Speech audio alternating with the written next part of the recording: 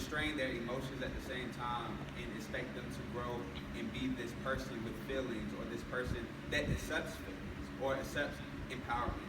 So we're going to just speak a little bit about how we can empower people and power people. So we're going to empower them and give them power at the same breath. All right.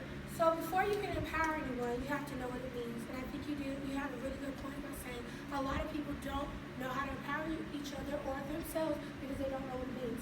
So when I don't know what it means, I always say, look it up.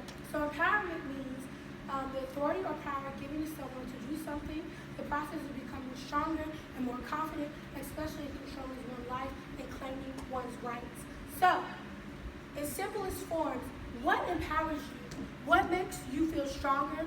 What are some of the things that may be challenging to you? What are your weaknesses and your strong suits?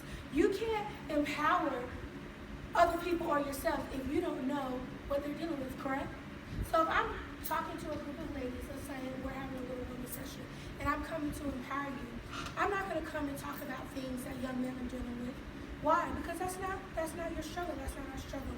So empowerment, you have to understand what it is that you have to be intentional about. Right. Cameron did a really good point. He said his mother, growing up, was always, she would comfort him, whatever, but she wasn't necessarily intentional about what he needed to feel empowered.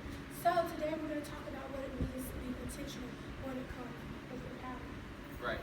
So if I have a program and I'm speaking to males, right? If I know within this demographic these males have struggled with pursuing their feelings or making sure they know how to share their feelings. And as black men, that's something that we don't know how to do. Sometimes we grow up in households where we had to suck it up, where we had to, kind of compress how we feel. So like when we come on campus and things like that, we sometimes go to other avenues to suppress our feelings. Maybe it may be drugs, alcohol, it may be fighting, it may be going through other things, right?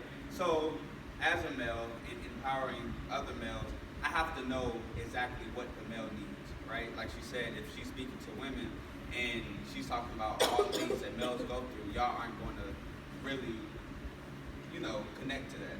So like one thing that I would do is definitely ask questions. So I'm going to ask a question now.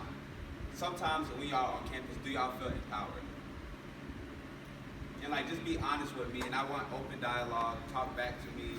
And also, I'm going to use this so that I know what I can do in my role for the upcoming year. So on campus, do y'all feel empowered?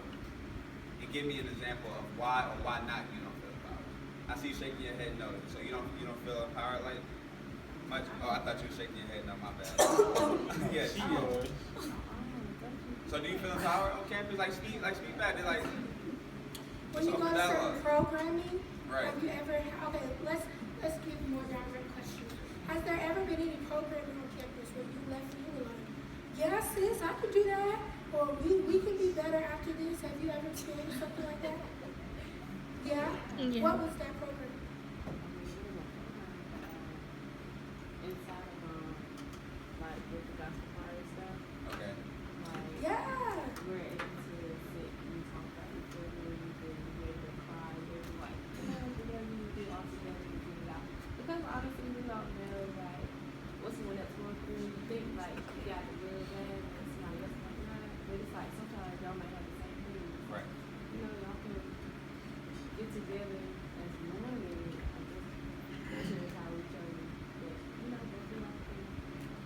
Absolutely. Right. So what I've heard out of that is four focus groups, right? So even though like you were, I'm assuming like you practice for gospel choir and y'all just sitting and talking about things, sometimes we have to open up to one another so that we can talk about our feelings or talk about what makes us empowered. Sometimes it's hard to do that. We have to get transparent. We have to break down walls in order to accept the empowerment that is given. Our fellas, have y'all ever been to an event that empowered y'all? Yes. It was actually our events. We had a list of brother did can you just build your brand? He would basically tell you how to pitch like believe in yourself. Like you are your own brand, how you present yourself, how you do everything, you just like have confidence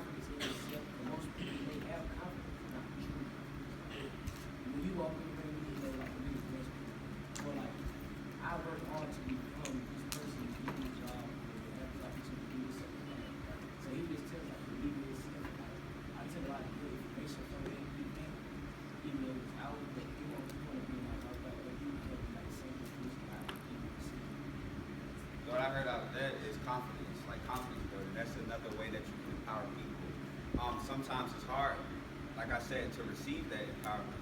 I'm gonna be very transparent with you. I'm not confident at times with myself, self-image, just the way that I am sometimes, or I always beat myself up because I'm just this perfectionist, right? I try to get everything done. I try to get everything done right. But if I fail and stuff, I sometimes beat myself up because of that failure. But that's something that you can't do. And I do believe that we do need more programs on campus to focus on building other people's confidence. Like the Omegas, they have many programs which uplift people all the time, especially young men on campus. So that's something that we need to continue to do. And I think one thing that's really important that it took me a while to learn, but I'm learning it now, is that before you can empower anyone else, you have to be able to empower yourself. And so I want to look back on this slide because I think you guys did a really good job of pointing out some things that I want to talk about. So what can you do to help yourself grow? And when I look at grow, I think that coincides with empowerment because when you're learning how to empower yourself, it's a form of self-growth. So everybody's like, oh baby, I love myself. What does that mean? What is a form of loving yourself? What are some things we can do that shows that we love ourselves? And just throw them at me. We're going to have a conversation. Being comfortable in your own skin. Okay, we got being comfortable in our own skin. What does that look like? You taking people's opinions about you, but not letting that call you. That's good. So, yeah, I'm just going to use for example. He's my friend. Okay, he might tell his friends, well, I don't think she's fine. Okay, that's his opinion. But for me, I have to take that with a grain of salt and let it where it be. Because if you embody everything someone has to say about you, you'll never be okay. Right. Now, I don't know about you, but I've done that. And I was a wreck. So I think that's a form of loving yourself. Thank you for sharing that. What's another form of loving yourself? Say it again. Respect for yourself. What does respect for yourself look like? It's like when you know your worth, it's like you don't allow other people to disrespect you in the way that you really disrespect yourself. Absolutely. She hit that right over the nail. If I respect myself, I'm not gonna let anyone else disrespect myself. And people don't think that's like a big deal, but like when you start setting standards in your life and you start demanding people to treat you a certain type of way, you start to feel different about yourself. Right. Okay? You start to feel different. In addition to that, what's some other things we can say is forms of loving yourself? No? Okay, I got one. Maybe the way the foods we put into our bodies. People don't think about it that way, but you know, when you eat certain things, when you drink lots of water, you feel different about yourself. That's a form of self-love. I think, right. I think another form of self-love is how you speak to yourself. I know every morning since the beginning of my junior year, I start with an affirmation. It's the same thing every day. You are beautiful, you are worthy, you are great, you are capable. Just a couple things every day in my mirror, especially when I'm really having a rough day.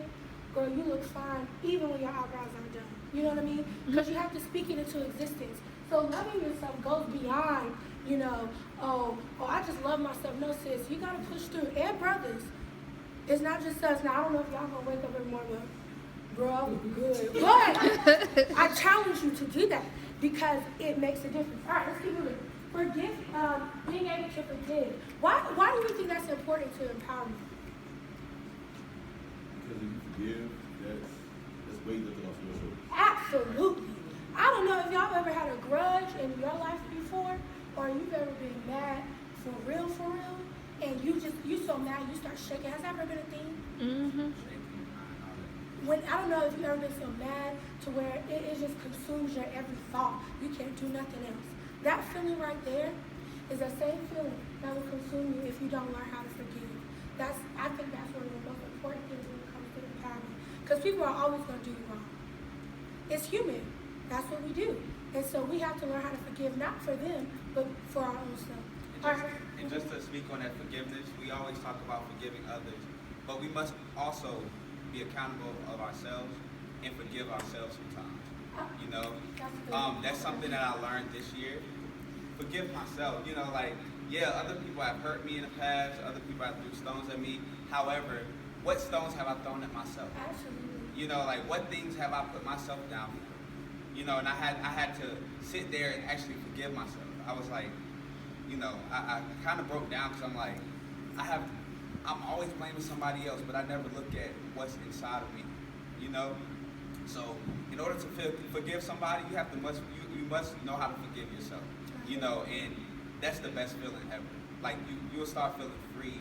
Your world will just start turning upside down. You know what I'm saying? Not upside down, but like Right the whole side up. 360. Yeah, right side up. You know what I'm saying? Like everything is just going to start falling in place. Like you're going to notice that your prayers are going to like you're going to start seeing your prayers and your blessings being like shown more and things like that. Like once you forgive yourself and once you forgive others. So definitely forgiveness is a form of empowerment, not only for others but yourself.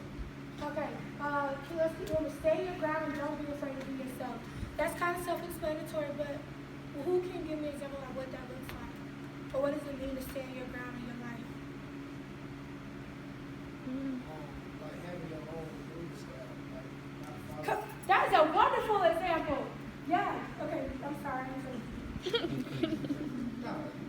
Oh, okay, he said having your whole clothing style. Listen, I was running from Miss WSSU, right?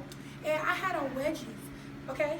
And this girl was on Twitter, and I saw it. She was like, she thinks she's gonna be the queen wearing wedges registered for children. And I was like my feelings were hurt. And I had a little campaign group chat, and I was like, y'all ain't talking to me. They said I'm dressing like a child. What I had to come to the conclusion was, sis, just because you felt like wedges are for children, if I was rocking my wedges and I thought I was cute, I thought I was looking good, I looked presentable, okay, and I felt comfortable, I couldn't let that break me down. There's going to become a line where you're not going to be able to please everybody, period. Like, it's not going to happen. So when you stand your ground and don't be afraid to see yourself, you have to stand in who you are. Who are you, aside from what the girl down the street said about my wedges? Who are you when you can't afford to get your weave or your sew-in, so you gotta rock your natural hair? Even if you were frustrated that day, so this is my hair, this is how I am, this is how I'm gonna rock it today. Own it. Own who you are within that. And that's the same thing for guys. I don't know. I feel sorry for guys because they don't even have that many clothing options. So like when it comes to shoes and stuff, I see shoes at Ross all the time I think we're hot. But guys are like, oh, I can't wear that, they would clown me.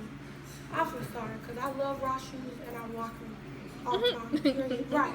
So understand and be yourself. Number 4, figure out what you like and let people